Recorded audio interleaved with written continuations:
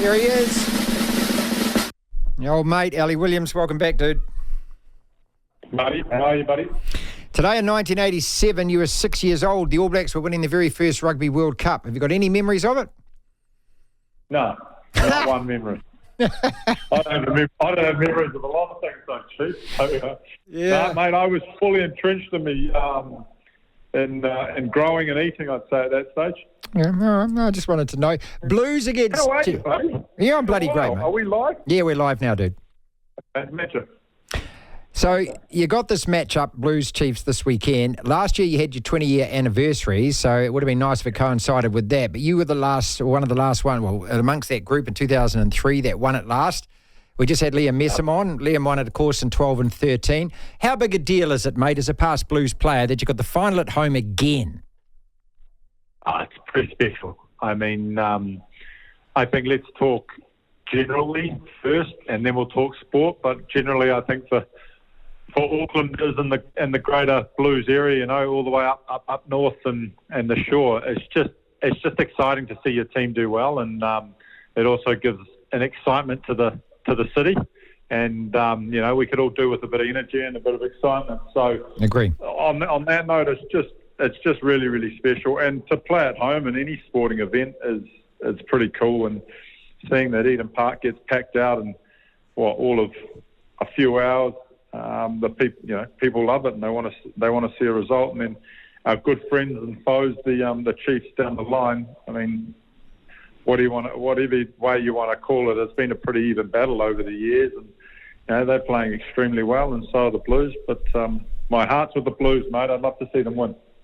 So a couple of weeks ago, when the Chiefs scored that try dramatically in the overtime in the 80th minute or something, and there was supposedly no final at Eden Park, what did you feel like then? Oh, look, like anything, you're pretty gutted, but there's always hope in sport, right? There is always hope in sport, and to be honest, the Blues probably planned it this way, right? It's that dip in optimism, and then bang, here we are, mate, here we are. One of the things that Vern Cotter's done this year, and we're talking to a young man, Cole Forbes, about it earlier, I think it's a really cool idea, and you would have seen this in French rugby as well, is where you get the bus to come up at one of the entrances and the fans can kind of gather around. And I remember, you know, very famously, it stuck with me that during the 2011 Rugby World Cup that you told a great story about the bus coming to Eden Park, and as you got closer, the crescendo fans along that fan trail just yelling and screaming, banging on the bus, and what a buzz it gave you. So I presume he's tapping into that kind of thing, which is such a cool idea. Yeah, well, yeah, I mean, 2011 was incredible, seeing everyone lined up and just, you know, taking it in. It's not just getting there and then just playing. It was the whole atmosphere, the whole day of people sort of lining up and being excited. And then I was fortunate enough to go to France and Toulon, and they sort of drop you, give or take, 500 metres from the stadium, and everyone's outside having a few beers and just laughing and just really enjoying things, and then all of a sudden the bus turns up and you've got to make your way through it. It's just really, really exciting. And, you know, Vern's obviously brought that back because it was big in French rugby, and Vern's brought that back here. And, you know, it's a way that the crowd can show their appreciation on more of a personal level, but also a way that the players can appreciate what the fans do leading up to a game, not just running out and going, oh, you know, we expect you all to be here. It's in a weird way, it's a thank you from both sides. It's really cool, and it's very, very cool to be part of. Like the one in Toulon was insane. You would have had less than, 500 centimetres apart from each other. Yeah. I mean, it was just a tiny little gap, and you almost had to wrestle your way through. It was almost like we had to be a big snake and hold each other's hands to just get through. That was cool. Rather than break down their two oppositions and all of that, I'd rather just talk to you. You wouldn't get any rugby sense out of me these days, mate. I wouldn't even know. These guys are bigger, faster, stronger, and better looking. They get paid more.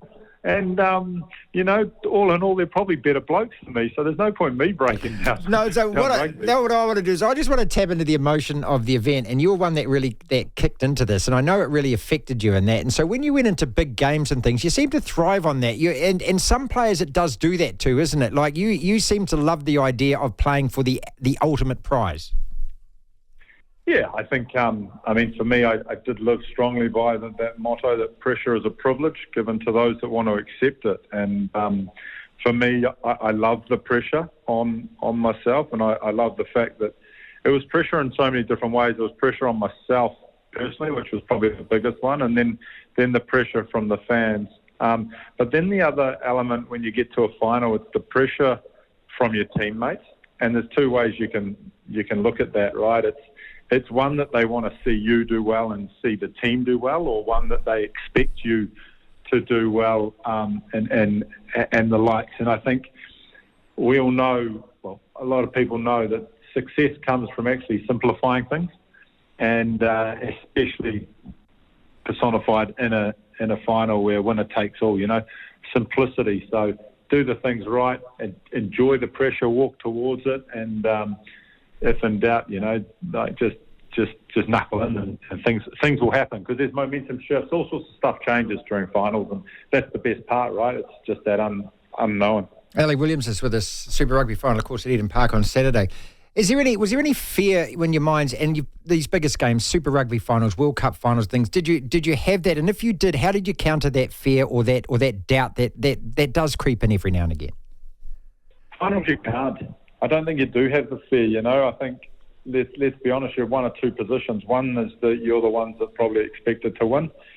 Two, you're the other one that's sort of an underdog. Well, if you're the one that's expected to win, then you know what to do. You've done it before. The reality is that it's probably a bigger occasion, but to simplify the game a bit more, have your structure and slowly burn them down, because deep down inside you've already been there, you've already done it, and you can do it again if you do not, make critical errors or poor decisions. If you're on the other side where you're the underdog, mate, you've got the best chance in the world, right? You can completely throw everything at it. You can play with a bit of sense. You can play with a bit of know-how, but you can also just go for it and try things, because you are trying to rattle them and turn them off their game, because that's the way that you're going to beat them, as they don't play their best. So either way you look at it, as positives just being in the finals. Ellie, at times like this, and you've spoken about this before, but I don't know how many people have heard it, and this is why I love hearing it again. Do these games go in the blink of an eye, and why is that? Why do you turn around and go, my God, 60 minutes is gone? Why is it faster than a normal game? I think we're all riding emotions, right? You're definitely all riding emotions. I think one of the things that I look back on my career, and some of the bits I enjoy, was the big games. I had great weeks. I enjoyed the whole week, from the recovery to the excitement to, having fun with the media, and you know what I mean? Enjoying it doesn't come around very often, to the day before and to the night before, when you're relaxed around your mates, having a good chuckle, knowing that, you're all in the right place, all going for the right direction, and then you hit that game. And mate, that game, I think you allow yourself the first 1 or 2 minutes to suck it all in and soak it up, and then you just got to get to work.